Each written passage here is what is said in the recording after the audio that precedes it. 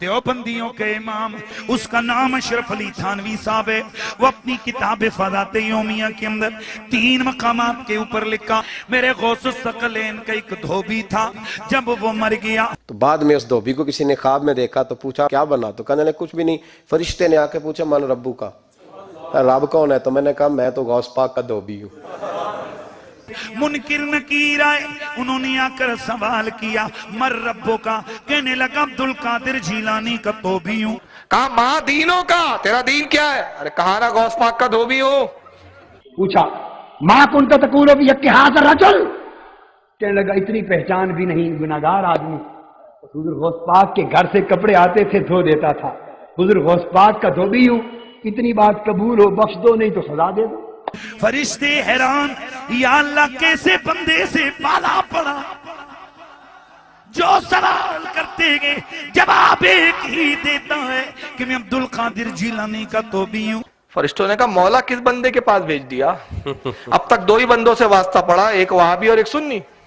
حضور غوث اعظم قبر میں آئے اور فرمانے لگے کیوں تنگ کرتے ہو میرے ماننے والے کو؟ فرماتے ہیں حضور غوث اعظم نے فرمایا مجھ سے پوچھو کیا پوچھنا ہے، مجھ سے پوچھو. فرشتے کہنے لگے ہم پوچھتے ہی نہیں، ہم پوچھتے ہی نہیں، عبدالقادر جانے اور خدا جانے. رب کی بارگاہ سے حکم ہوا اے فرشتوں، وہ اگر ہمیں نہیں جانتا تو کیا ہوا، ہمارے محبوب غوث اعظم کو تو جانتا ہے. حکم ہوا، تھانوی صاحب لکھتے ہیں کہ حکم ہوا فرشتوں اسے جنت لے جاؤ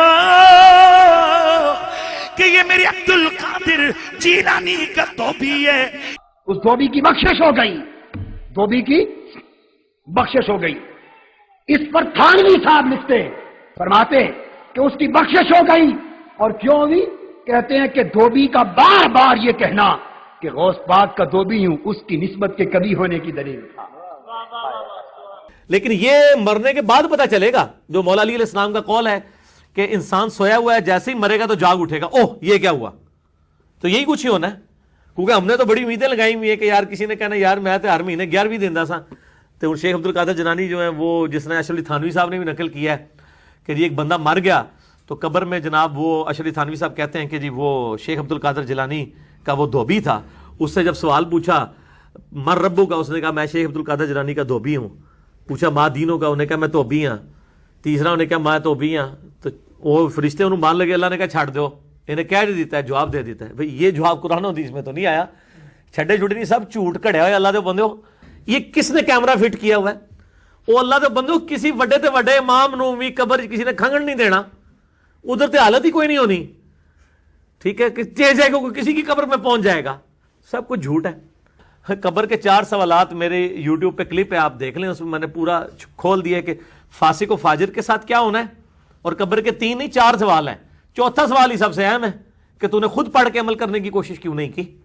اور اس کے بعد پھر ایک گرز لگے گا، اور وہ گرز ایسا ہوگا کہ جنوں اس کے علاوہ تمام مخلوقات اس کی آواز بھی سنیں گی. ٹھیک ہے، لگ پتہ جائے گا، پتہ نہیں لگے گا، لگ پتہ جائے گا.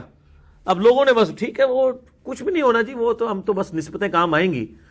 تو یہ ہوائیاں اڑ جائیں گی مرنے کے بعد، پتہ چل جائے گا کہ جناب یہ وہ کہتا ہے جی پتہ لگ جائے گا کہ آگے جا کے پتہ نہیں لگنا تو انہوں لگ پتہ جانا ہے. ٹھیک ہے، لیکن اس وقت ایک بندے کو مرنے کے بعد پتہ چلا کہ غلام احمد قادیانی دجال تھا. اب وہ کہ یا اللہ مجھے دنیا میں دوبارہ بھیج دے، میں دوبارہ اپنے آپ کی اصلاح کر لوں. نہیں، میرا بھی مسئلہ 196 بھی ریکارڈ ہوا اسی کے اوپر.